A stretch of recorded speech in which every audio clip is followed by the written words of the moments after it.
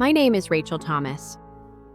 I'm 26 years old, and I found out the $115,000 I gave my parents to save my dad's life was actually funding my brother's luxury honeymoon. I'd been with my fiancé Josh for 6 years, and we had spent nearly 5 of those years planning a dream beach wedding down to the last seashell and champagne flute.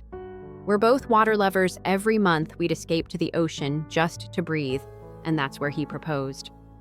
I'd spent years saving money from my advertising job, pinching every penny, skipping expensive vacations, even turning down upgrades to our apartment. It was supposed to be worth it. This wasn't about a party.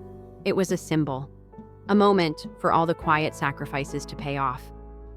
But 6 months before the wedding, I got a call from my mom. She said my dad had taken a sudden turn for the worse, something about his diabetes, flaring up complications, expensive medication that their insurance wouldn't cover. She was panicked, said she couldn't carry this on her own, and they needed me. That word, need. I was raised to believe it was my job to step up when needed, especially since I was the older sibling. So I said yes. No hesitation. I transferred the money that week, $115,000, straight from my wedding fund, and told Josh we'd just scale back the wedding a bit, make it more intimate. He was shocked, but supportive. That's the kind of man he is. But what followed felt like a slow, burning nightmare.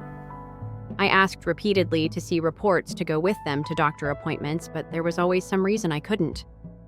Dad was too weak for visitors or resting at home under doctor's orders. I visited anyway. And every time he looked, fine. Tired, maybe, but not sick. When I questioned why he wasn't in the hospital, Mom would smile like I was being dramatic and say things like, "We're doing things holistically." But this drug they supposedly needed was so rare it had to be imported. They never told me the name. They never showed me a bottle. And then it got weirder. My brother Ethan hadn't visited once. Not even a phone call to Dad. When I asked, I was told, "We don't want to stress him out. He's young. You understand." But why was it okay to stress me out? Why was I the designated adult while Ethan floated through life with zero concern? The final straw came during a phone call with Ethan. I'd finally asked him point blank when he was going to visit Dad, and he told me he'd stop by when he got back from his honeymoon. Honeymoon I didn't even know he had left. My own brother didn't tell me, didn't post anything, didn't drop a single hint. I thought maybe it was a short weekend getaway.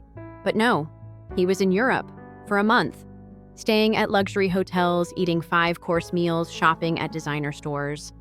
And all of it paid for by my parents. Paid for by me. My blood ran cold.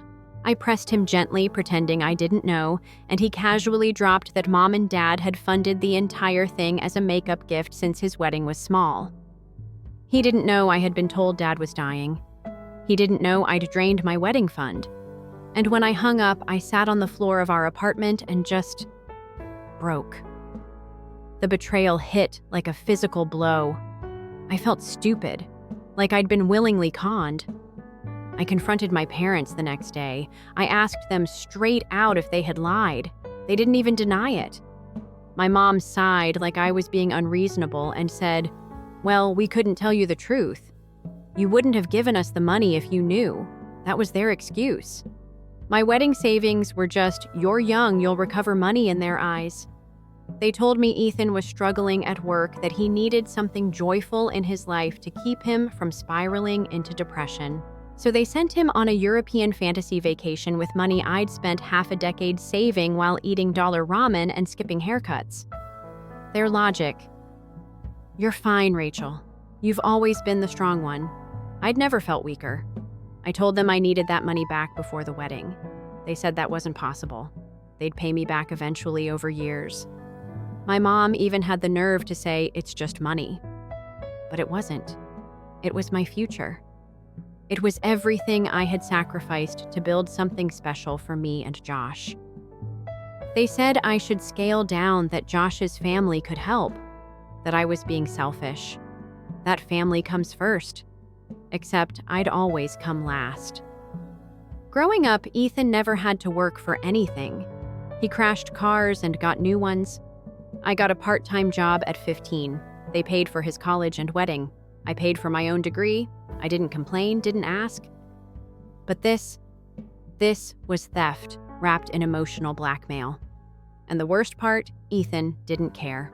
When I told him what happened, he said I was being dramatic and that he'd pay me back eventually when he could. He made it sound like I was holding the family hostage over a misunderstanding. My parents backed him up, called me ungrateful, said I was ruining the peace. So I made a decision. I was done. No more begging, no more asking to be seen. They had made their choice. Now I was going to make mine. After that confrontation, something in me snapped, but not loudly, not with fireworks or shouting. I just went quiet. And that silence felt more powerful than anything I could have said. I stopped visiting, stopped calling, didn't reply to texts unless it was about returning my money, which of course never came. And the less I engaged, the more desperate they became to pull me back into their narrative. Suddenly, I was being bombarded with guilt-laced voicemails from Mom, sobbing about how she never expected her own daughter to turn on her, how I was breaking this family apart, as if I hadn't just watched them rip me off like it was no big deal. My father left long-winded messages about how I needed to understand the bigger picture, and Ethan sent me one smug little voice memo that started with, "Look, I know you're mad, but can we stop acting like this is some kind of betrayal movie plot?" And I wanted to scream, because yes, that's exactly what it felt like. A betrayal written scene by the people who were supposed to protect me. But I didn't scream. I didn't reply. I just let them spin their wheels. My silence was driving them wild. I could feel it, and that was maybe the only satisfaction I had at the time. I didn't block them, not yet, but I didn't engage either. I needed space to think, to plan, to breathe. And in that space, I started to notice something. The more I pulled back, the more the mask slipped from their side. Mom sent a long email to our extended family, painting me as unstable and disrespectful, saying I was making threats over money and refusing to speak to anyone until I got what I wanted. A cousin forwarded it to me with the subject line, "This is wild," and my stomach sank. They weren't just trying to guilt me now, they were trying to smear me. Rewrite the story so they could stay the heroes, and I could be the villain. And it worked on some people. My aunt messaged me saying she was disappointed in my tone, that I should remember who raised me, and I almost laughed because I remembered very well.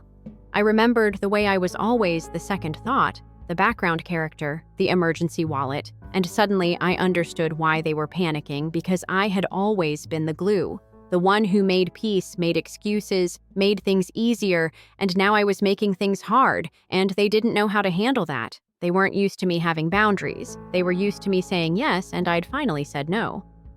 I unfollowed them on everything, archived every chat, thread, told Josh we were done with them, and he supported me like he always did. No questions, just quiet strength. But the fallout didn't stop there. They tried to ambush me. One Sunday afternoon, I'd gone out for groceries, and when I came back, they were standing outside my building like some intervention gone wrong reunion special. Mom had red eyes like she'd been crying. Dad had his arms crossed in that "we're doing this because we love you" way that always made me feel like I was being suffocated. And Ethan stood there like a smug guest star ready to drop a monologue. I didn't let them in, didn't give them that power. I told them I had nothing to say unless it was about my money, and that they had 5 minutes to leave before I called the cops. Not because I wanted to escalate, but because I knew it was the only language they respected. Now threats and consequences they left, but not before. Ethan hissed drama queen under his breath, and I swear I felt my chest crack open with fury. Not because it hurt, because it didn't, but because he really believed it. He believed I was overreacting, that my pain was just theatrics, like I was inventing the hurt to make a point. When in reality, all I'd ever done was love this family too much, too blindly, too generously, I'd funded their dream, and they'd torn mine to pieces. And now that I wouldn't play along, I was the problem. Not the lies, not the theft me, so I went invisible. I started taking different routes to work, left my apartment through the back entrance, blocked everyone who messaged me with just, "Give it time," because I didn't need time, I needed justice. And while I didn't know how to get it yet, I was done pretending I was the one who needed to change. I started therapy again, told my therapist everything, and she didn't say forgive them, she said I'm proud of you. And I cried harder than I had in months because someone finally saw it. Saw me not as difficult or ungrateful, but as someone who had been put last too many times and finally dared to step out of the line. I looked at the wedding plans and quietly started crossing out names. Ethan gone. Mom and Dad out. Any cousin who reposted that email without asking for my side blocked. It felt brutal at first, like I was cutting off limbs. But then it started to feel like healing, like clearing out rot, and Josh never once asked me to reconsider. He just asked how I wanted the seating to look, what songs I wanted played, what kind of cake we'd serve, and I knew then that this man was the only family I needed in that moment. That our wedding, no matter how small, would be the beginning of something honest and pure and safe, and if that meant leaving behind everyone who couldn't treat me with decency, then so be it. I wasn't their scapegoat anymore. I wasn't their fallback plan. I was done making room for people who never made room for me. It started unraveling one evening when Josh and I were sitting on the couch. Both of us silent, drained from another weekend spent reworking the wedding budget that should have never needed adjusting in the first place. I was scrolling through emails when I noticed one from a hotel booking agency, except I hadn't booked anything. But the name looked familiar. It was the same agency I had bookmarked months ago when planning our beach venue options. Curious, I opened it, and to my complete shock, it was a booking confirmation for a month-long honeymoon tour across Europe made 2 months ago under my parents' email address, and the guest names Ethan and his new wife, the dates matching exactly when I'd wired my parents the money for Dad's medicine. My heart was pounding so hard I couldn't breathe properly. I showed it to Josh, who stared at it in disbelief, and then said very quietly, "They didn't even bother hiding the trail."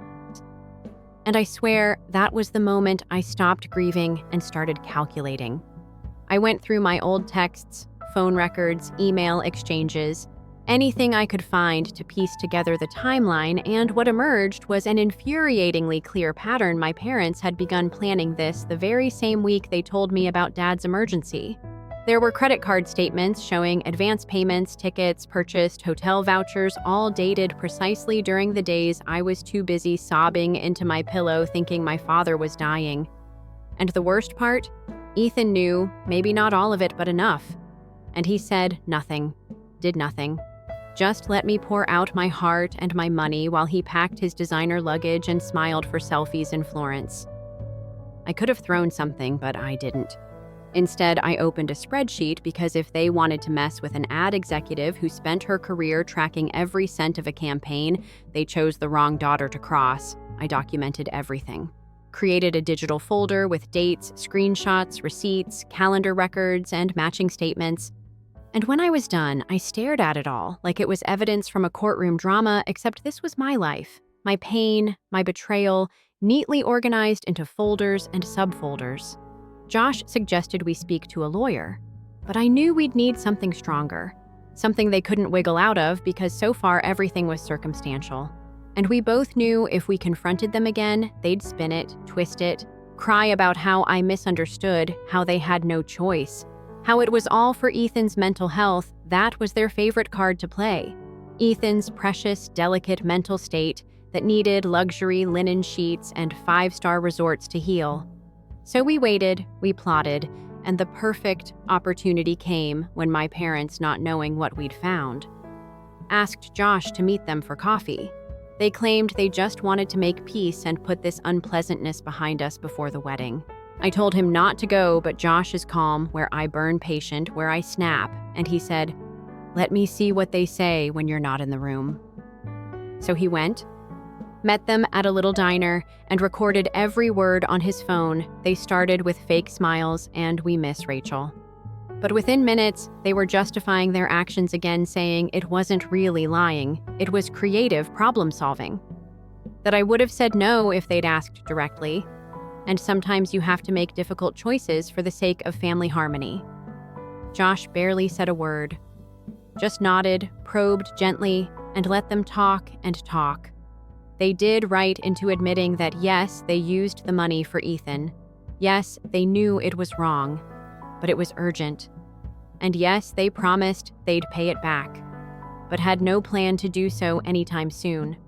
When he got home and played me the recording, I felt this calm rage settle into my bones. Not the stormy kind, not even the kind that demands a fight.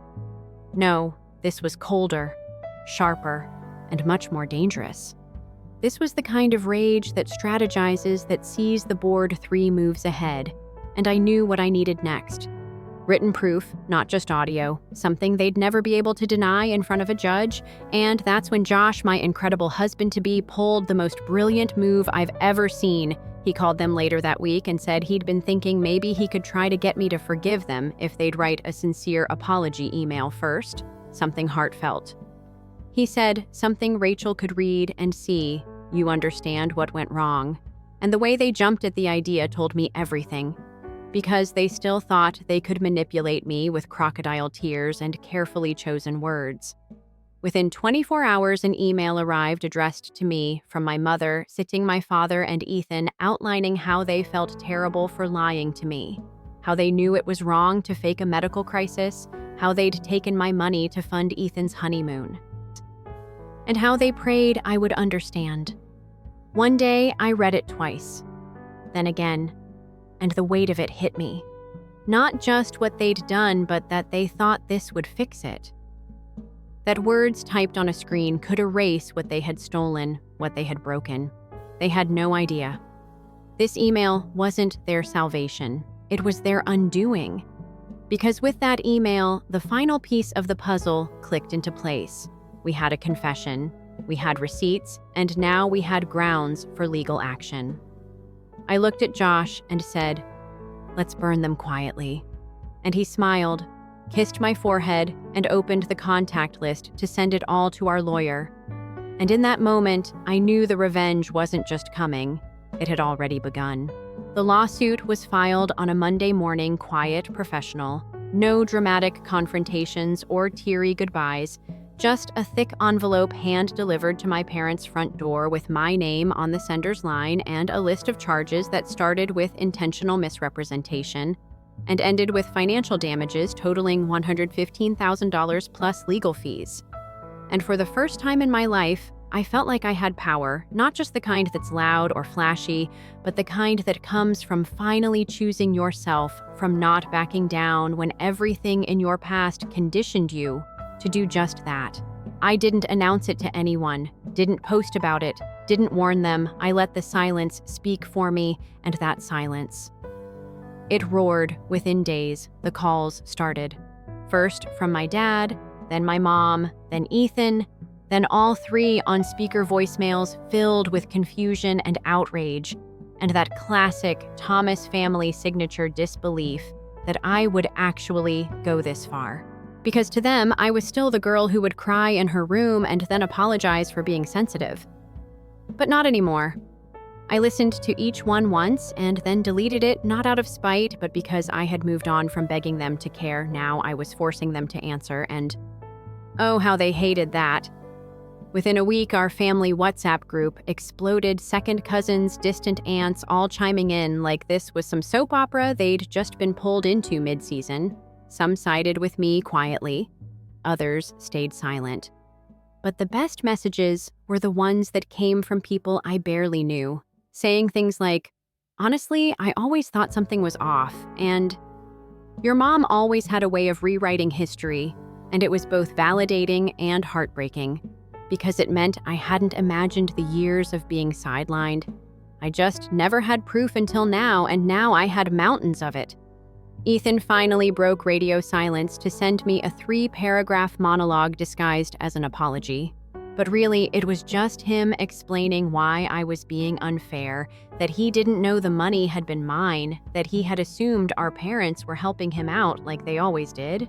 And sure, maybe he didn't know the whole story. But what stuck with me most was this one line, "I thought you'd be happy for me." And I laughed, not because it was funny, but because it was so absurd. It almost looped back around to tragic.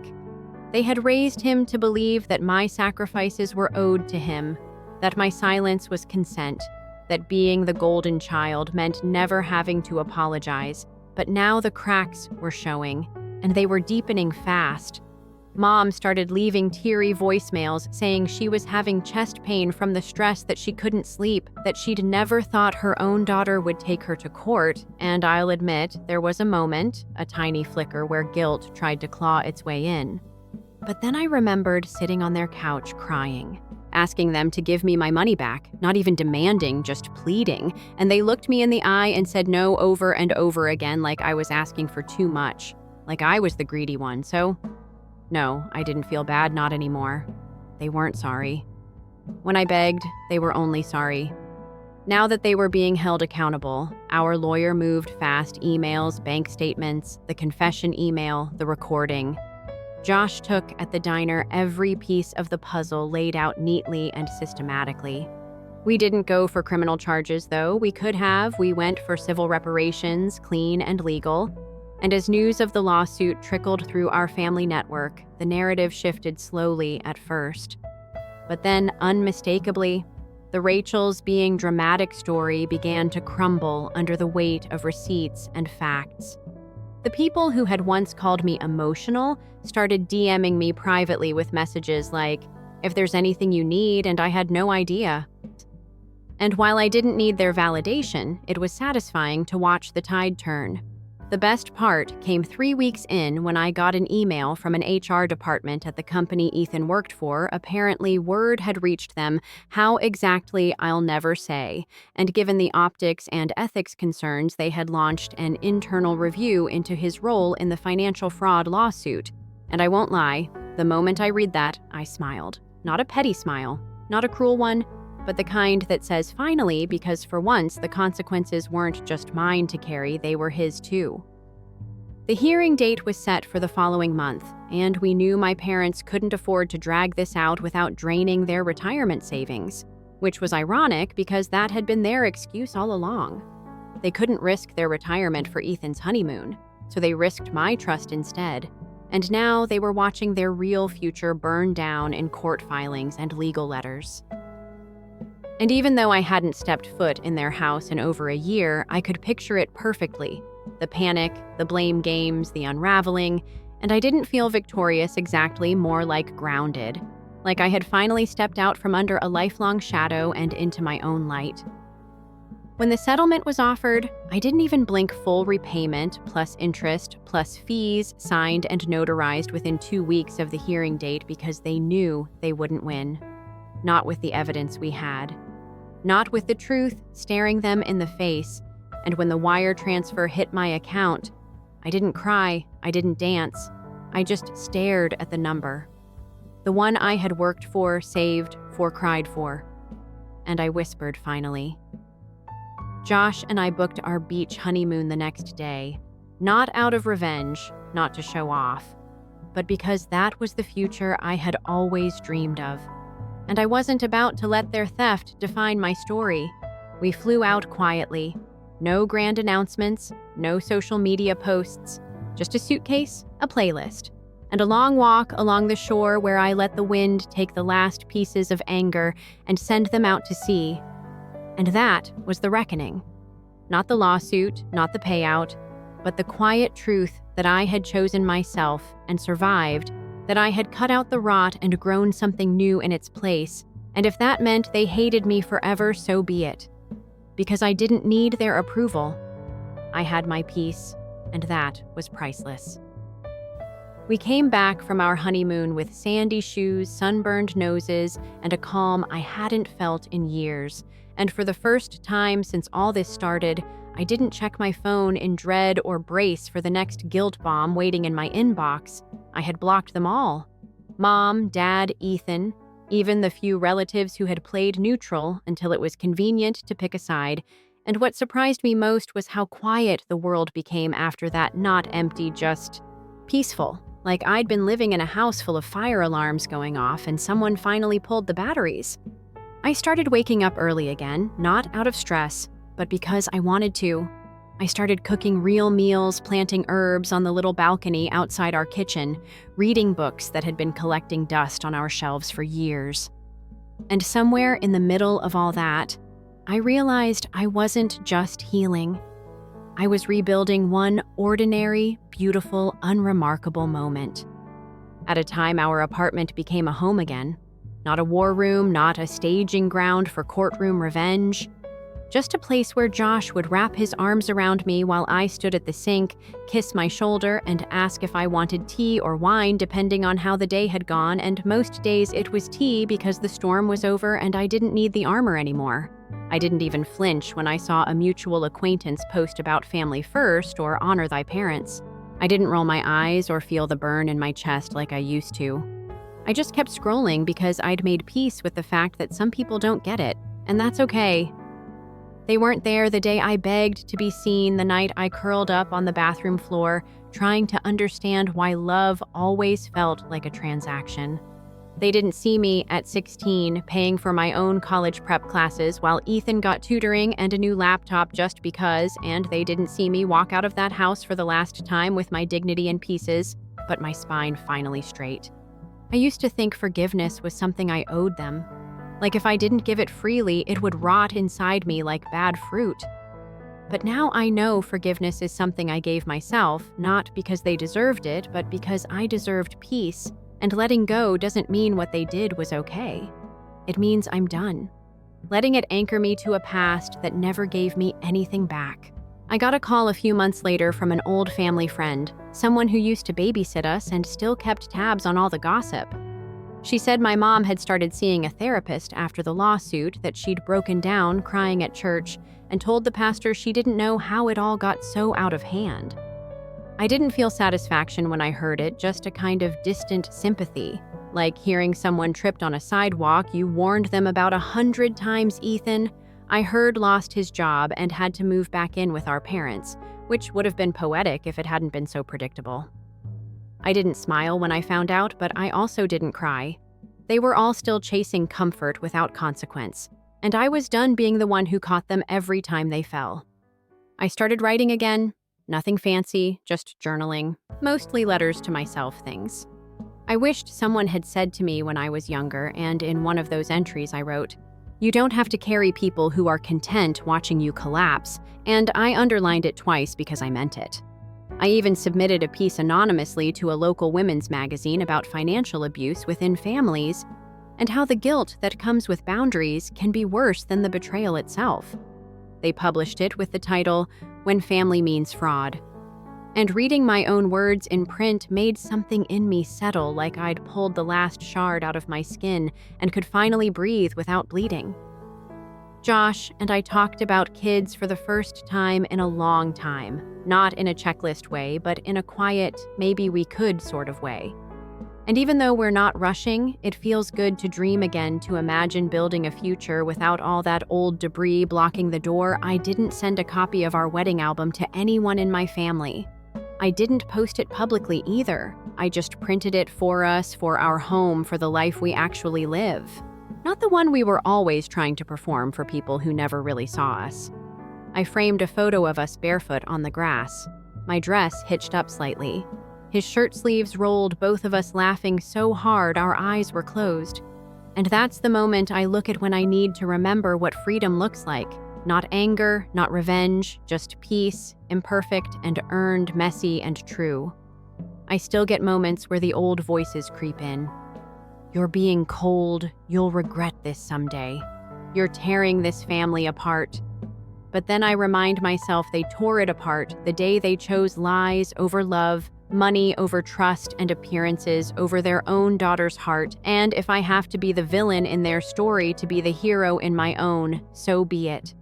I don't need a redemption arc. I just need a life that feels like mine. And slowly, quietly, day by day, that's exactly what I'm building. Story 2. My mom was persuaded to sell the house by my stepdad. After my granny moved out and into his home, he spent all the money on his investments and began charging me a meager rent while maintaining complete control over our life. Everyone keeps telling me that I should be thankful, but I'm 19 and have been living with this issue for nearly 4 years. I just need to know if I'm being unreasonable or if my feelings are legitimate. This is the background then. When I was 14, my parents got divorced. It was a messy but not particularly dramatic divorce. Just the typical financial jargon and who gets what. I stayed with my mom in our home when my dad went to a different state for work, which was okay with me because I was accustomed to it and all of my friends were there. About a year after the divorce, my mom began dating this guy named Derek. At first, he appeared fine, seeming as though he was making a concerted effort to be kind to me and would bring me small presents and other things. The problem is that although it was ours, our house was always somewhat little. My room was painted the blue color I chose when I was 12, and I had all of my posters and other items set up just the way I wanted them to be. My mom got it from my grandparents, so there was no mortgage, and there was a small garden in the back that my mom enjoyed to work in. Sometimes Derek would come over for supper and complain about the ancient bathroom fixtures or the archaic kitchen, but my mom would just laugh it off and say we were comfortable. I first sensed something wasn't right when Derek began to stay over more frequently after we had been dating for around 6 months. When I was watching something, he would switch the TV to sports stations and pretend he was unaware that I was already watching and wanted to say something. "Oh, sorry, kiddo, I didn't see you there," he would say. However, it was evident from his tone that he wasn't truly remorseful. His criticism of everything was the worst. He would add, "This is good, but you know what would make it better." For example, if my mother prepared pasta, then go into detail about how his ex-wife used to prepare it using a particular sauce. Or Dad would say something like, "Teenagers nowadays don't know how to keep a tidy house," if I left my backpack by the front door. It felt more like he was trying to alter every aspect of our lives, but my mother would later tell me that he was only attempting to connect with us and that I should give him a chance. Then, just before my final year of high school began, Derek asked my mother to marry him. He recently bought a decent house, so I wasn't shocked, but I was hoped he might move in instead of us having to move elsewhere. They had been discussing moving in together for years. I saw where he lived and realized why he was constantly criticizing our apartment when the engagement celebration was held at his house. Derek's home is enormous, like really big. It's one of those brand new homes in a gated neighborhood with a swimming pool in the rear and a 3-car garage. The interior appears to have been taken from a catalog of furniture stores. Furthermore, nothing is out of place anywhere. His living area has white leather couches that are only for show and are off limits to anyone. He also has a huge kitchen with an island in the center and stainless steel equipment that appear to have never been used. As if she couldn't believe she would be living there, my mom's eyes were big as she walked around the house during the party. All I could think of was how cold and empty it felt, even though I heard her telling her sister that she felt like she would be living in a palace. As if no one lived there, only went to visit. After they were married sometimes. Derek started discussing selling our house right away. He claimed that maintaining 2 residences was not financially viable and that his home offered more space for everyone, as well as better schools in the neighborhood. Despite her love for our home, my mom appeared conflicted, since she kept describing how lovely it would be to have a larger kitchen and not have to worry about the old furnace breaking down. I attempted to suggest that we should keep our house and perhaps rent it out or something, but Derek told me that was too much work and that I should stop dwelling on the past and focus on the future. My mom began agreeing with him that moving would be a new beginning for all of us, and he made it seem like I was being immature for wanting to remain in the only house I had ever known. Derek would come over and compile lists of all the things that needed to be corrected before we could list it for sale during the roughly 4 months that the selling process went place. He said that the blue was too sentimental and may turn off potential purchasers, so he ordered workmen to repaint my room white. He also forced my mom to get rid of a lot of her furniture since he claimed that since he already had everything, we wouldn't need it at his house. Derek mentioned that his dining room already had a more contemporary built-in cabinet, so I watched my mom pack up and store my grandma's china cabinet. Derek suggested we could just use his garage for storage even though it was already crowded with his motorcycle and workshop supplies, so she also had to get rid of her gardening shed. I felt like a visitor who had overstayed their welcome as soon as we eventually moved into Derek's house. Although my new room was larger than my previous one, it was vast and empty, and instead of the trees I was accustomed to seeing, it had these enormous windows that looked out over the neighbor's house. Derek stated I was free to decorate any way I pleased, but he kept suggesting things that would appear mature and suitable for someone my age. Derek thought my movie posters were too childish and advised me to purchase some artwork instead. He ordered me to take down my string lights after I hung them up, claiming they were a fire hazard. He moved my books by color rather than author, even after I placed them on the built-in shelves. And he accused me of disrespecting his system when I reversed them. There were also differences in the home rules. Everyone was required to remove their shoes at the front door and place them in a designated cabinet as part of Derek's elaborate system. Cereal and TV watching in the morning was out of the question because we were only allowed to eat in the kitchen and the formal dining room. Additionally, he established specific times for individuals to take showers and run the dishwasher, since according to him, coordination improved the water pressure. My mom kept telling me how lovely it was to live somewhere so tidy and orderly, and she seemed to pick up on all these regulations rather fast. However, I constantly felt like I was treading carefully, making sure not to leave my phone charger plugged in or place my feet up on the coffee table. When Derek saw it, he might have thought it was disorganized. The worst part was most likely the kitchen. Derek was extremely cautious about how his expensive items were utilized. He had everything set up a certain way, and he would become irritated if I moved things around so I couldn't just take a snack out of the refrigerator without asking first. Derek didn't enjoy the simple meals and casseroles we used to eat, so my mom started preparing new dishes as well. After spending hours preparing these multi-course dinners, Derek would provide suggestions for how to make the presentation better or offer criticism on the seasoning. We used to order pizza and eat it right out of the box while watching movies, and I miss those times. Being in my senior year and figuring out college applications made school tough, but I was unable to focus at Derek's house because I never felt at ease there. I would attempt to complete my homework in my room, but I was unable to adjust the temperature and the lighting was strange.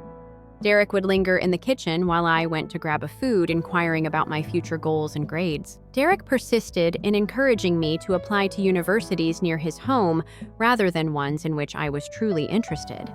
He said that living at home while I was at college would be more sensible and economical, but I understood that his true goal was to keep me under his authority. Although I could tell she was merely attempting to maintain harmony, my mother concurred with him and stated that it would be good to have me around for a few more years. Since I felt more at ease at my friends' residences than at home, I began to spend more time there. Derek would remark that I was never present and that I wasn't trying to fit in with the family. When I got home, though, he would be critical of everything I did. When I was admitted to my ideal school, which was roughly 4 hours away just before I graduated, that was the tipping point. I was ecstatic and believed my mother would be pleased with me. Derek, however, started talking about how costly it would be and that I should instead think about the state school, which was only an hour away.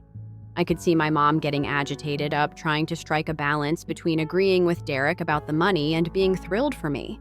Derek persisted in insisting that I would have to find a way to pay for the pricey school if I truly wanted to attend, since he refused to support what he saw as an expensive education that would not prepare me for a useful career. At that point, I learned that Derek had been paying off his mortgage and investing in a business endeavor he was working on using the proceeds from the sale of our home. The money my grandma had practically left us by leaving us a paid-off property was now invested in Derek's assets and could not be used for my education fund. But my mom had consented to this since he persuaded her it was a wise financial decision. I was so furious that I could hardly talk. Derek had just included the house into his financial portfolio as if it were inconsequential, despite the fact that it symbolized my stability and my family's heritage. My mom told me that Derek had promised her that the investments would pay off and that there would be even more money available for college fees, so she felt it was the proper choice at the time when I challenged her about it. Derek became upset and claimed that I was being ungrateful and that I should be thanking him rather than whining because he had given me a lovely house and a secure family environment. He claimed that I was being pampered and entitled and that many children would adore having the same opportunities as me. In order to pay for my ideal school, I had to take out student loans and work part-time jobs, which Derek claimed only served to highlight his argument that I wasn't prepared for financial responsibility. Though it wasn't enough to pay everything, my mom tried to help by giving me money from her personal savings, and I could see she felt bad about the whole thing. It was agony to spend the final few months before college living at Derek's place. Whenever I was present, he would bring up headlines about underemployment and college debt, making it obvious that he thought I was making a mistake. In addition, he began charging me room rent, claiming that since I was 18 and earning money from a part-time job, I ought to help pay for household expenditures. Although the rent wasn't very high, I was troubled by the idea behind it. It felt like Derek was attempting to evict me because I had never had to pay rent in my own house before. I knew my mother was merely attempting to avoid another confrontation with Derek when she claimed it was acceptable and would teach me responsibility. I assumed it would end when I eventually left for college. However, Derek's influence also followed me there. If I received a grade lower than an A, he would notify my mother and be upset. He would also examine every cost when I needed money for school supplies or textbooks. When he spoke to me as though I was only temporarily gone at school and had not actually moved out during winter break, Derek began calling his house home. When I returned, he had transformed my room into his home office. He packed all of my belongings into boxes in the garage and stated it made sense to use the area more effectively since I was no longer residing there full-time. Despite her apparent embarrassment, my mother remained silent when I became upset. Just informed me that I may spend my time sleeping in the guest room. With its basic hotel-style furniture and beige walls, the guest room seemed much more impersonal than my last one. Every item I owned as a youngster was stored in boxes in the garage next to Derek's motorcycle, and I had to rummage through cardboard boxes that smelled like dust and motor oil in order to find anything. I became aware that I no longer had a home at that point. My real home had been sold and had become someone else's life, and Derek's house had never felt like home. I relied on Derek's generosity to have a place to stay during breaks because I was essentially homeless whenever I wasn't in school. Derek had started some sort of home improvement project, and workmen were in and out of the house all day, making spring break even worse. Derek was often showing the workmen about and outlining his plans for the upgrades, so I was unable to unwind any place and couldn't sleep in due to the noise. Every time I tried to use the kitchen or the living room, he acted as though I was in the way. He also said that I should be spending my break time to hunt for internships, rather than just relaxing. My mom was upset when I stopped returning to Derek's place during breaks and instead stayed with friends, but it also appeared to ease some of the stress. When I was in town, she would come over for coffee or lunch and tell me how much she enjoyed her new life and how appreciative she was of Derek's kindness and stability. However, I could also see the tension on her face. She appeared to be continually concerned about making a mistake or falling short of Derek's expectations, and she had lost weight. She had asked for permission to do things in her own home, such as buying a new plant for the living room or hosting her sister for dinner, and she had apologized for things that weren't her fault. Seeing my mother alter her personality to suit Derek's tastes was the toughest part. She used to be impulsive and humorous, constantly experimenting with new recipes or suggesting impromptu road trips. She now makes all of her plans weeks in advance and consults Derek before making any choices. She had gotten rid of most of her books because Derek thought they made the house appear cluttered, and she had stopped gardening because he said it was too filthy. Derek missed having me around during my sophomore year, so he began to imply that I should transfer to a school nearer to home. He said that it would be more financially feasible, and that as my mother grew older and more forgetful, I could assist her with home chores. I was aware that my mother wasn't truly forgetful, and I also understood that this was his attempt to regain control over me. She was simply under stress from attempting to meet Derek's expectations. After I informed them that I was content at my current school and intended to remain there until I graduated, Derek accused me of being egotistical and uncaring for my family, which sparked a heated dispute. He remarked that rather than merely accepting money for school expenses, I should be making more contributions to the home, and that I was abusing my mother's generosity. At that point, my mother finally came out and stated that she wanted me to concentrate on my academics rather than worrying about money, and that she had made the decision to finance my education. Derek became irate and claimed that if she continued to save me, I would never learn to be self-sufficient, and that she was encouraging me to act irresponsibly. My mom started crying as Derek said things about my dad and how I was becoming like him as the debate got out of hand. In addition, he claimed that I should be more grateful for all that he had done for our family, and that he had been a better father to me than my biological father had ever been. I lost it and told Derek that he was not and would never be my father, that I had not asked him to marry my mother, that I had not sold our house, and that I had not asked him to move in with my mom. I told him that I couldn't wait to graduate and never have to rely on him again, because he had taken everything that was important to me and made it work for him. Maybe I shouldn't return at all, Derek remarked, if that's how I felt, and that he was sick of his home being disturbed by an unappreciative youngster. Derek stated he made his own decision and that I needed to find another somewhere to stay during breaks because his house was for family members who genuinely wanted to be there despite my mom's best efforts to calm everyone down.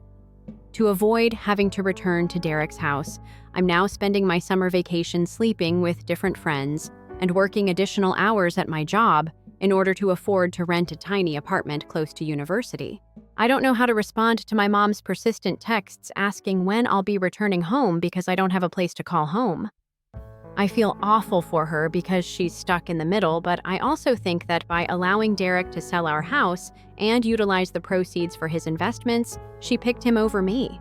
Derek got all he wanted, and I'm essentially on my own now, even though I know Mom believes she was acting in everyone's best interests.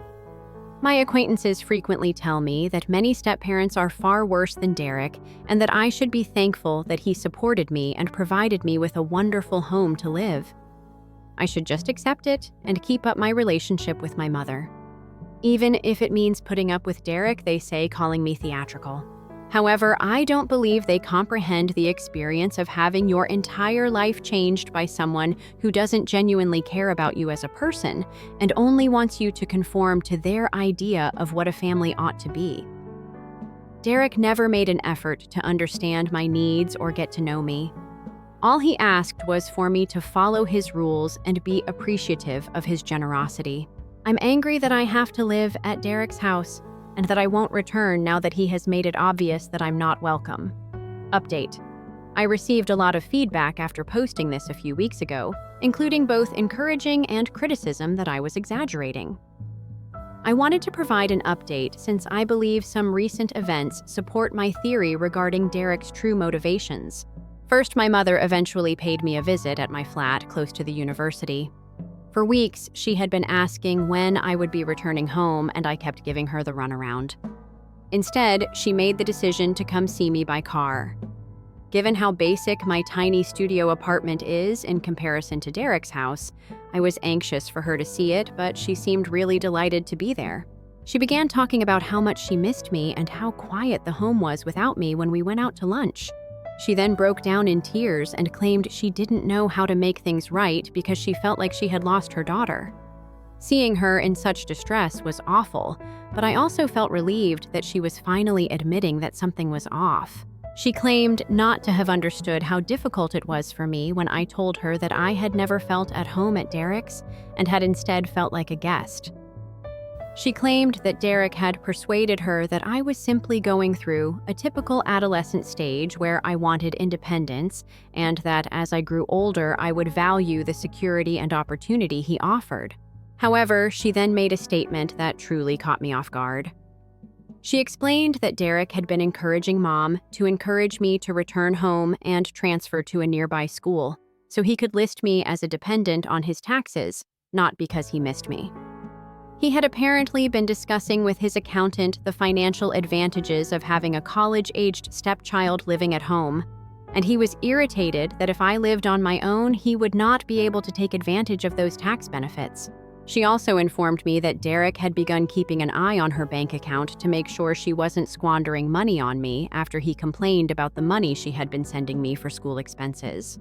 He informed her that by continuing to provide for me financially, she was keeping me from maturing, and that I needed to learn how to support myself.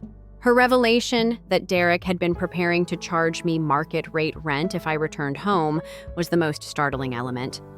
Not simply the meager sum he had charged me previously, but had looked up local rental rates and determined that I should pay him roughly $800 per month for my room utilities and a portion of the groceries.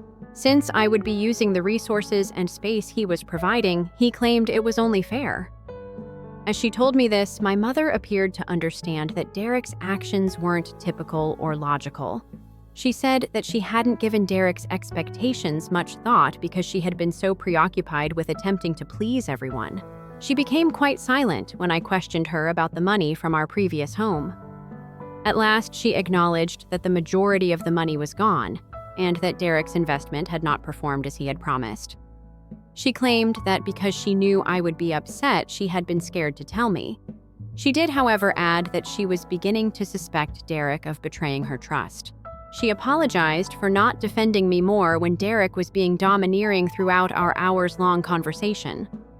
She claimed that she had disregarded the warning signs and that Derek was more concerned with running our lives than genuinely caring for us.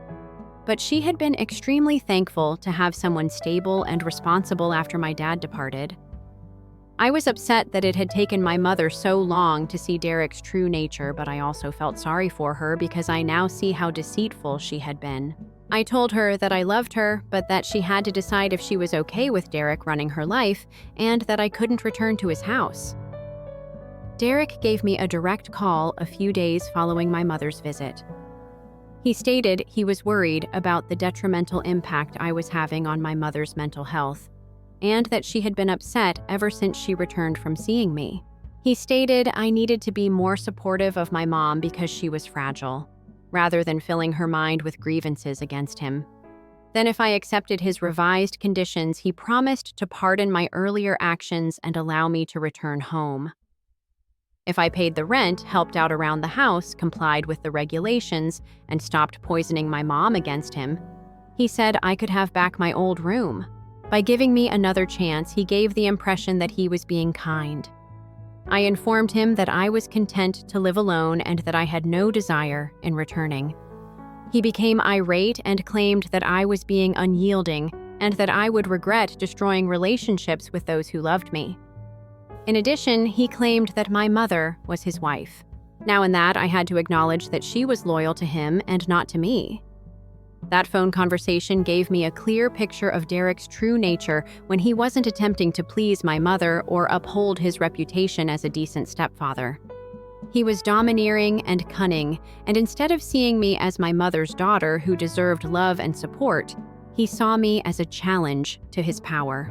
I wanted to avoid making things worse for my mother, so I held off on telling her about Derek's phone call.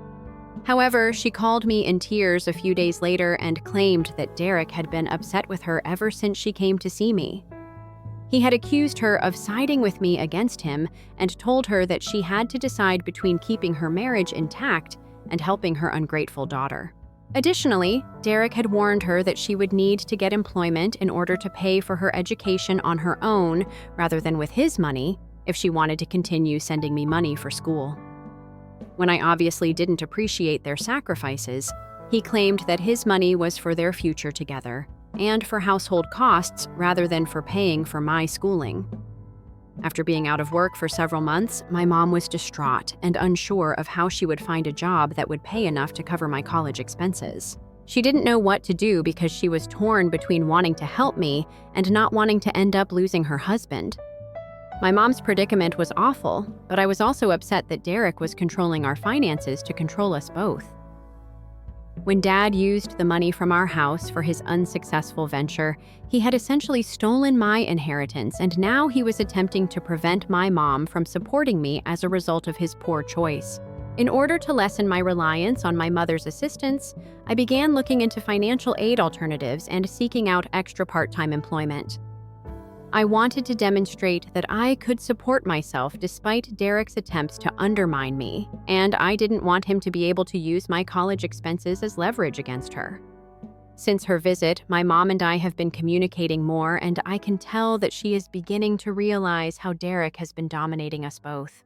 Derek believes there's nothing wrong with their relationship that wouldn't be resolved if I stopped meddling, so he won't go to the marriage counseling she's mentioned. I have no idea how this matter will be resolved, and it is still going on. Although my mother seemed to be realizing Derek's actual character, she is afraid of beginning again at her advanced age.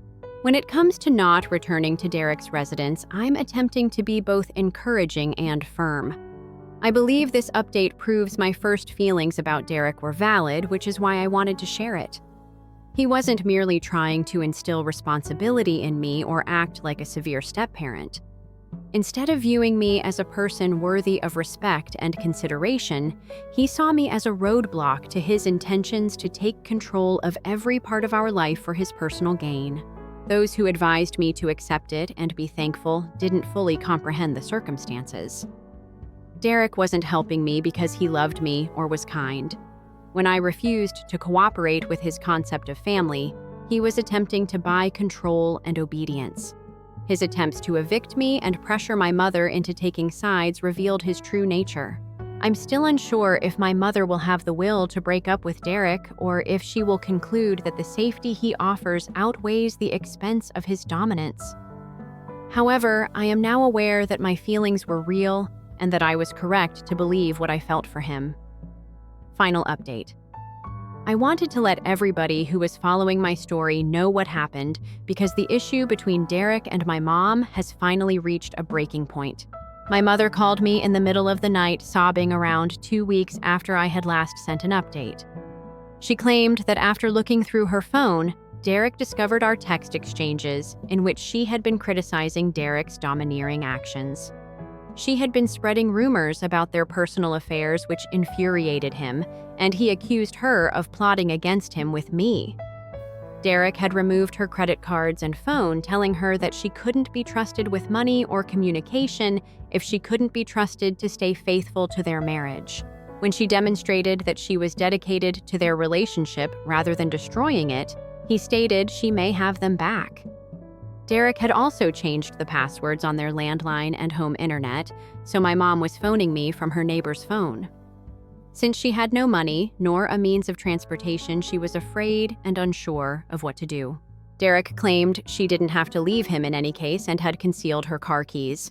Despite the fact that it was the middle of the night, I drove right away to Derek's place. Derek refused to let me in when I arrived, claiming that my mother didn't want to see me. I began banging on the door and pleading with him to let me speak to my mother since I could hear her sobbing inside. Derek reported me to the police for trespassing and threatening him. I told the authorities what was going on and requested that they check on my mother's welfare when they got there.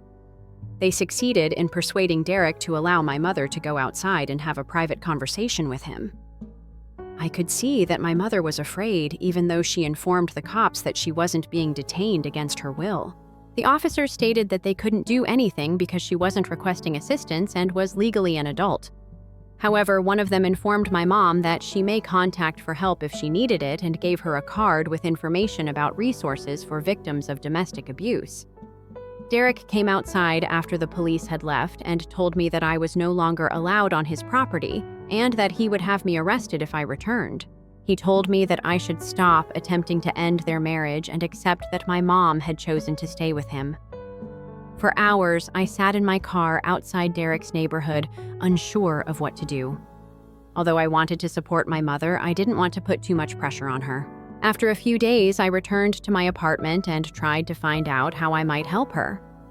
Derek's actions were a perfect fit for the pattern of financial abuse which I discovered via my research on domestic violence resources. I also discovered that it's typical for abusers to keep their victims away from family members who could be able to help them identify or flee the abuse. Derek had blocked my number when I attempted to call the house phone. I attempted to send letters, but I was uncertain if my mother was receiving them. I attempted to call my mom's sister as well, but she informed me that Derek had informed her that my mom didn't want to communicate with relatives that were having a bad impact on their marriage. At last, I made the decision to wait outside the supermarket where my mother would regularly go on Saturday mornings. I assumed she would eventually need to leave the house because Derek couldn't control every part of her life. I eventually saw her automobile pull into the parking lot after 3 weeks. My mother looked awful. In addition to having black bags under her eyes as if she hadn't been sleeping, she had lost additional weight. She broke down again when she saw me and stated she had hoped I would get in touch with her. Derek was keeping a careful eye on things though, so she had been scared to try to get in touch. Since our last talk, Derek has been getting worse, she informed me. In order to ensure she didn't leave or call anyone, he had left his work and was spending the entire day at home. Additionally, he had begun rummaging through her possessions and discarding items that brought back memories of her life prior to marriage, such as pictures of my dad and me. Derek had persuaded my mother that I detested her and held her responsible for all of the events. He had been telling her that I was manipulative and self-centered, and that she had to decide between keeping up a relationship with her ungrateful daughter and having a quiet marriage. Derek's discovery of some antique jewelry that had belonged to my grandmother, however, had been the tipping point. Derek found it while searching through my mom's dresser, but she had kept it concealed because she knew he would want to sell it. Without notifying her, he had taken it to a pawn shop and used the proceeds to cover some household bills. According to my mom, she finally recognized that Derek didn't respect her or her family history, and that he would eventually take away everything that was important to her when she lost her mother's jewels. She claimed that she had been preparing to leave, but was unsure how to do so because she was without access to funds or critical documents. I assisted my mother in devising a strategy. She consented to discuss her alternatives with a counselor and phone the domestic violence hotline. When she was ready to leave Derek, we also arranged for her to stay with her sister. Getting my mom's valuable papers and possessions out of Derek's house without his noticing was the most difficult part. He had to leave to run errands one day, so we had to wait. Even still, my mother was frightened the entire time we were packing her belongings. Derek lost it when he got home when we were packing the final box into my car. He began yelling at my mother, telling her that she was making the worst mistake of her life and that she would never find another person who would tolerate her and her spoiled kid. In addition, he threatened to sue her for abandonment and promised to ensure that she received nothing from the divorce because she was the one who made the decision to leave. He claimed that she owed him for all the money he had spent on bettering her life and that he had supported her and her ungrateful child for years. My mother simply got into my vehicle and we departed. She claimed to feel relieved for the first time in months, despite the fact that she was trembling the entire time. She claimed to have forgotten what it was like to decide without worrying about Derek's opinion. She has filed for divorce and is currently living with her sister. Even though she is unable to, my mom is working with her lawyer to see if there is any chance of recovering part of the money from our previous home, even though it is most likely gone forever. She claims that she is simply relieved to be independent of Derek's manipulation and control. My mother has apologized on several occasions for failing to see Derek's behavior and for failing to defend me when he was being domineering. She claims that she disregarded all the warning indications and persuaded herself that Derek's actions were typical since she was so terrified of being alone herself once more. Since I can understand how Derek consistently shunned my mother and eroded her self-esteem, I have forgiven her. Since she is no longer with him, she has changed. She's more like the mother I knew before Derek entered our life. Both of us are currently doing individual and group treatment to repair the harm that Derek's violence inflicted on our relationship. Rebuilding trust and restoring my mom's sense of independence will take time. However, both of us are dedicated to mending our relationship. I continue to live in my apartment close to college and pay for my education, but now I do so voluntarily rather than as a result of being evicted. In order to begin rebuilding her life, my mom is searching for a part-time job and a tiny apartment of her own. It is my goal that my experience can assist others in identifying the warning signals of dominating relationships and conduct. At first glance, Derek came across as kind and giving, but his true purpose was always control and power.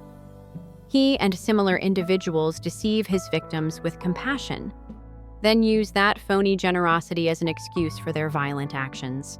Later. Story 3. Just 1 week before the wedding, my parents requested me to cancel my sister's wedding because they had already paid for mine and couldn't afford to pay for hers as well. In just 1 week, my amazing boyfriend Henry and I will tie the knot, and I couldn't be happier about it. At first, we decided to have a modest court wedding. We both agreed that it was the most emotionally and financially sensible course of action.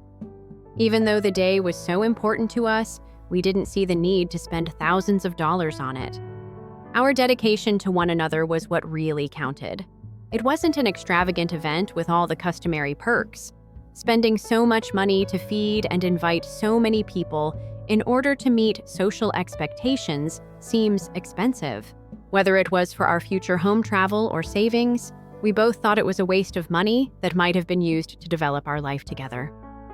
But after our families learned about our engagement, everything changed. Naturally, they were overjoyed for us, but the thought of a low-key private court wedding didn't sit well with them. They even explicitly demanded that we have a lavish wedding. Regarding this, my parents were especially outspoken. They clarified that they wanted to properly commemorate my marriage because I was the first of their children to do so. They had been dreaming about it for years, and they didn't want it to go by without the celebration they felt it merited. As the younger sibling, you see, my older sister Christina is still single. Being the first to be married wasn't what I had anticipated, but I suppose that's how it turned out. This must have increased my parents' desire to make my wedding truly spectacular. Until Christina's moment, they most likely thought it was a once-in-a-lifetime chance. Even though it wasn't what Henry and I had planned, we decided to change our minds after realizing how much this wedding meant to our loved ones.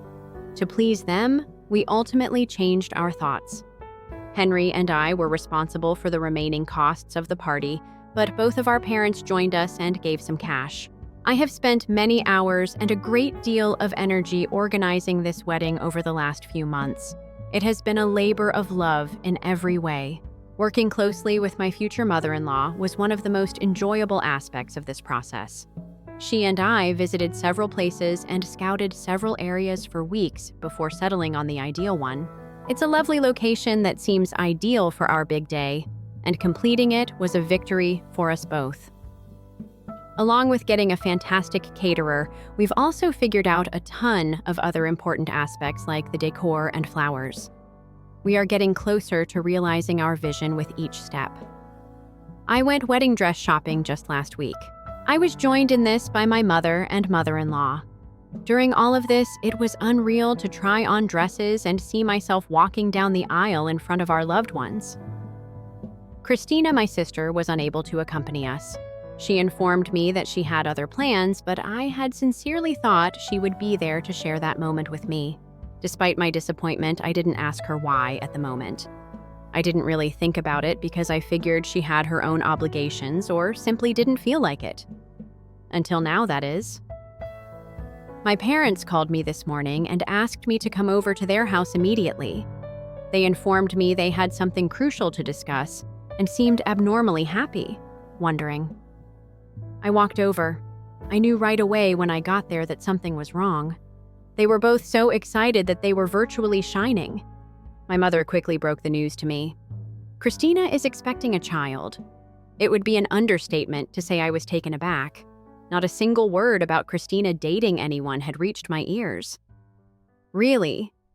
Thus, this was totally unexpected. When Mom announced my sister's pregnancy, she was overjoyed and referred to it as a blessing and a miracle for our family. She clarified that the pregnancy seemed even more surprising and unique to Christina because she hadn't even been trying to get pregnant. My mom was raving about how amazing this surprise was, but my mind was constantly racing. The natural question that came to me was, who is Christina dating?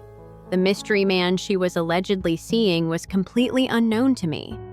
For background, I have never had a close relationship with my older sister Christina. There was always a feeling of separation between us as children. It can occasionally be hurtful that she rarely calls or expresses interest in my life. I've had a long-standing suspicion that it's because of her superior academic ability. She made it apparent in her statements that she thinks she is better than me. She clearly detested me as a person, since I can still recall her using that precise term to tease me a few years ago. I've always been more of a dreamer than she is, and I've flourished in artistic, creative environments. I had a tendency to daydream. She said that unlike her, I didn't go to a famous university or seek a high-profile career. And I'm fine with my choices, you know. Even though it doesn't meet her definition of success, I've always been happy with what I have and what I've created for myself. Christina, on the other hand, appeared to find it difficult to look down on me because of this. Henry and I began dating seriously when we first met. Christina never offered assistance. She always cautioned me against giving too much of myself to Henry, because she knew he would break my heart, and she always encouraged me to put more effort into developing a job than falling in love.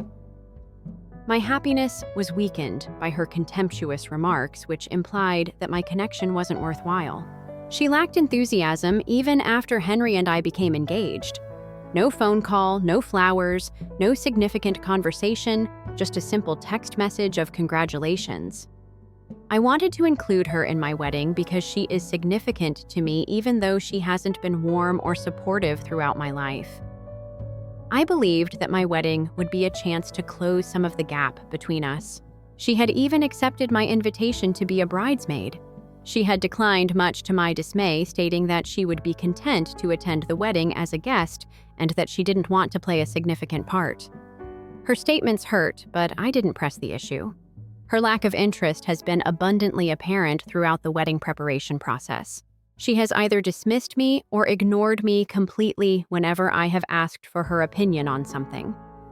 She hasn't shown up for the few occasions I've tried to involve her in significant events, such as asking her to go shopping for a wedding dress. And now I was hearing from my parents that my sister unexpectedly became pregnant. My folks continued to rave about how Christina had met someone a few months prior and how content she appeared to be with him. I was very delighted for Christina despite my conflicted feelings for her. A baby is a blessing, and it was worth celebrating if she had really found someone who brought her joy. I informed my mother that I would give Christina a call later to wish her luck on her pregnancy. I wanted to support her during this significant time, and it seemed like the correct thing to do. My parents later informed me, however, that they were not done. My father informed me that they needed to talk to me about something else. I became anxious when he hesitated for a second. Then he spoke it. Christina had intended to wed her child's father. This was logical. It goes without saying that she would want to wed the person she loves and become parents to a child. However, my parents went on to say that they wanted me to forego getting married to Christina. I looked at him in complete bewilderment. "What are you saying? Give up my wedding?" I inquired. However, I sensed that the answer was pending. My dad continued by explaining that they were unable to pay for Christina's wedding because they had already made a financial contribution to my wedding arrangements. His answer was for me to let my sister take over and change my own wedding into Christina's. My mother added that I could always have another wedding in the future and that I should do this for my sister as a wedding present.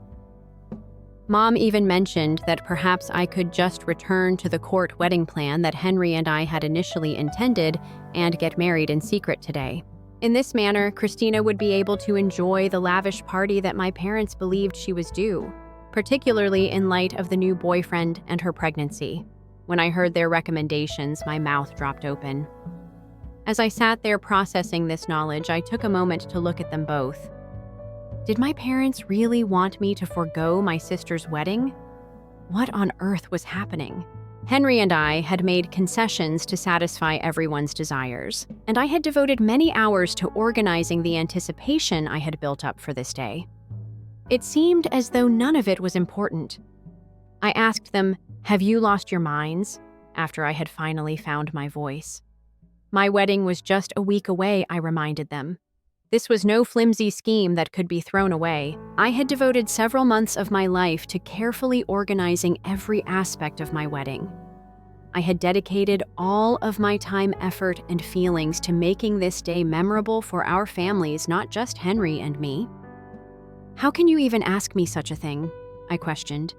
"Do you realize how much time, money, and work I've invested in this? The invitations have already been distributed. They have engaged caterers. The location is reserved. I purchased my dress. What should I do at this point? Get rid of everything for my sister."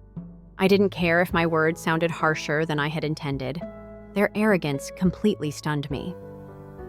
Unaffected by my response, my mother quickly retorted with her own logic.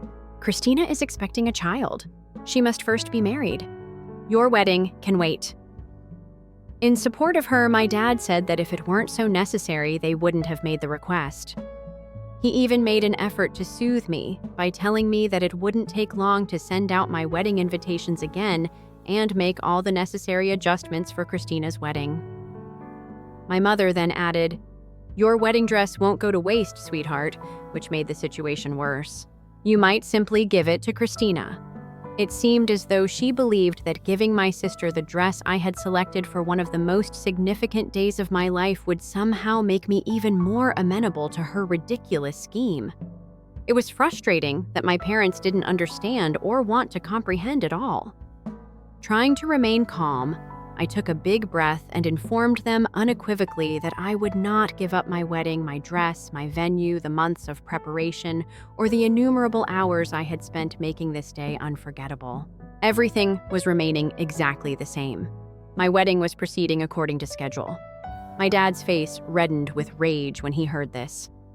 "It's our money that you spent on this wedding," he virtually shouted as he got to his feet. "If we are making the payment, you have no right to oppose us.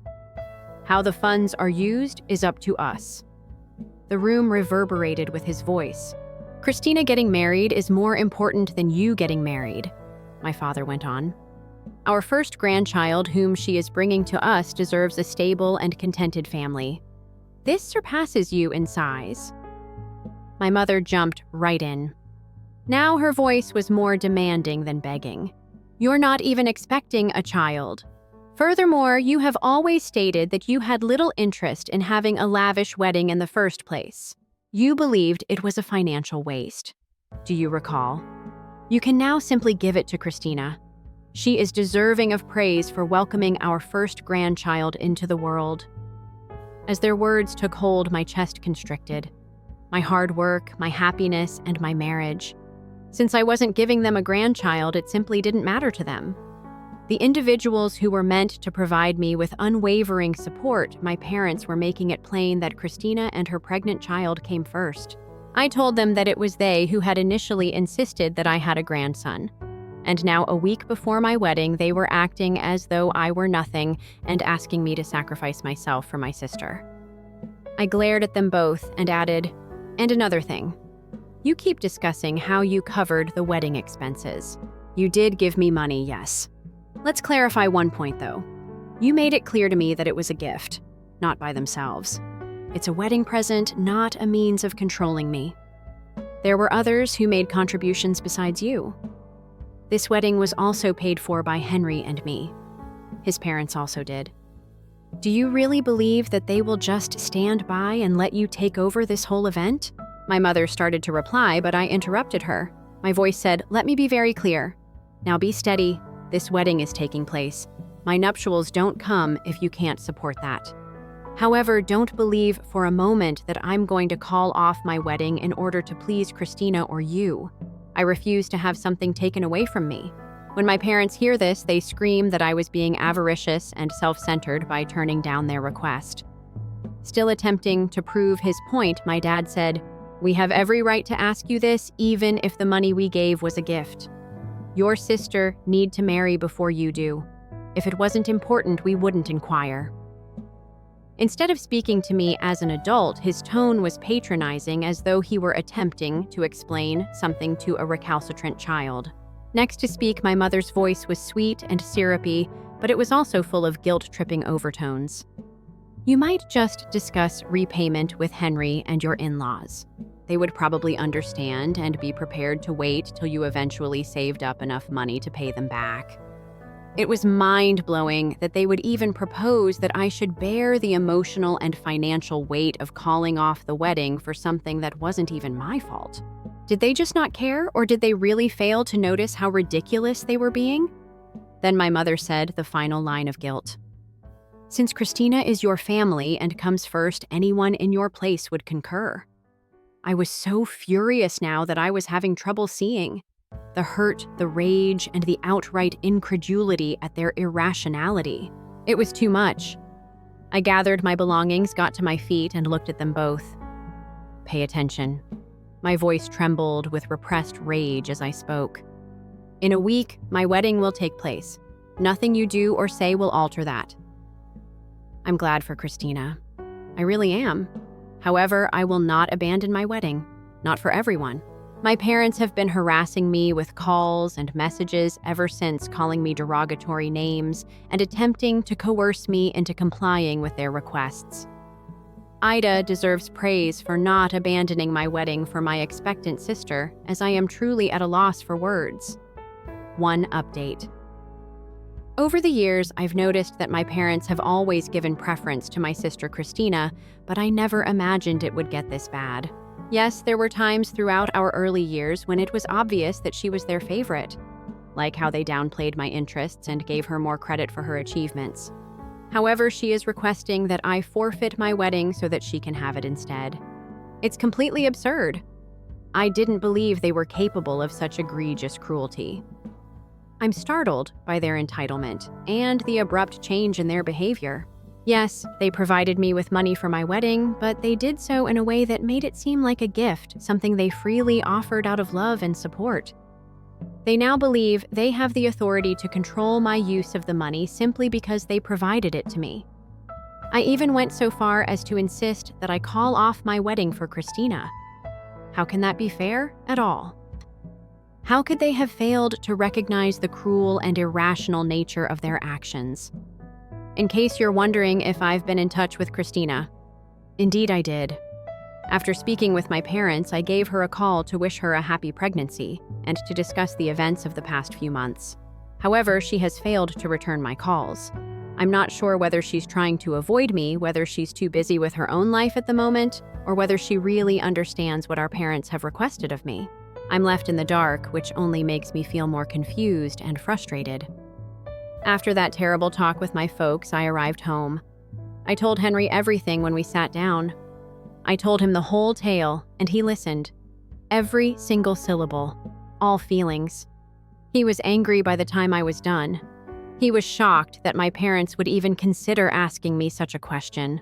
He is aware of the amount of work I put into organizing this wedding and how much it meant to me. He was just as startled and incensed as I was that they would attempt to take all of that away and give it to Christina. Henry adores me and was devastated to see me so distraught at my parents' treatment of me. He wanted to face them right away to defend me and show them how wrong they were. I implored him not to, though, as much as I valued his instincts for protection and support. I didn't want the situation to get worse. I didn't need an already unpleasant circumstance to turn into a full-fledged family conflict. Rather, Henry and I discussed the situation and made a choice. We've made the decision to give the money back to my parents, even though it was a wedding present that they gave voluntarily and without any strings attached. Legally, we are under no duty to do this. A gift is a present. However, we don't want their money to be a moral burden on us. We don't want to owe them anything or give them any leverage to try to control us later on. The only option to restore our independence and put some distance between us and their irrational demands seems to be to return the money. Making the choice wasn't simple. Our budget will have to be tightened for a while, as we will need to take money out of our savings to pay for it. However, Henry and I both think it's still worthwhile. We wish to begin our wedded life free from this poisonous specter. Henry's continuous support serves as a reminder that I have someone who genuinely values and respects me, even though my parents' actions have been extremely damaging. That's the most important thing in the end. As soon as possible, we will return their money, and when all is over, I will be relieved to know that Henry's parents and I will be paying for my wedding out of pocket. It might not make the pain go away. It will provide us with a fresh start and enable us to proceed without any residual connections to the demands of my parents. Update 2. After speaking with Christina, everything finally makes sense. As it happens, she was the one who started the whole thing. My sister, who has consistently shown little interest in my life or my plans, urged my parents to force me to forego my wedding in order to accommodate her. When she informed me that she didn't even try to hide it, I was shocked. Christina showed no remorse. That is the oldest child, she informed me very casually. She didn't believe it was out of the question for our parents to ask me to do her such a big favor. She genuinely gave the impression that she thought I should be flattered by the request, as though it were a very kind gesture on her behalf that I should be honored to comply with. She explained the rationale for her request when I questioned her further. Evidently, she had an idea when she became pregnant and wanted to be married after learning that our parents had given me wedding money. She reasoned that it wouldn't harm me to allow her to use what I had prepared in her mind because I already had the funds and the wedding arrangements in place. It was the most sensible and practical way to handle her predicament. She argued that finding a new location, hiring a caterer, and organizing the details herself would take too much time. It would take a lot of time, she replied. In the meantime, my wedding preparations were already underway, and she could exploit the effort I had already put into everything if I simply stood aside. She could have the venue caterers, clothing, flowers, and everything else, which would save her a ton of work and worry. She was addressing what she thought was a more pressing issue, so it seemed as if she thought my wedding should be a casual afterthought. She was pregnant. At first, I struggled to understand what she was saying and was unable to speak. Her sense of entitlement and her assumption that as the oldest, I would simply submit to her demands were what really got to me, as though her demands were inherently more significant than mine.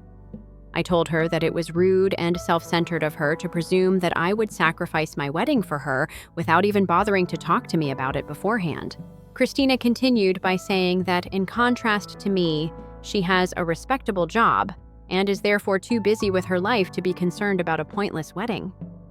She continued by saying that she wouldn't even be getting married if she hadn't become pregnant.